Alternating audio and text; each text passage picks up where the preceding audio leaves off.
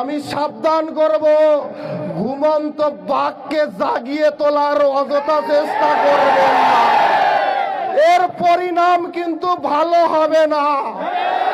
কারণ আজকের গত রাতের এক মেসেজে যদি এত লোক একত্র হতে পারে, তাহলে আমি যদি 2 দিন আগের প্রোগ্রাম দেই, তাহলে কিন্তু পালানোর পথ খুঁজে পাবেন না, পালানোর পথ খুঁজে পাবেন না।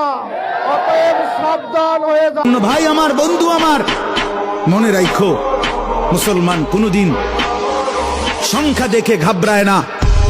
110 কোটি না, 1 লক্ষ কোটিও আমরা পরোয়া করি না।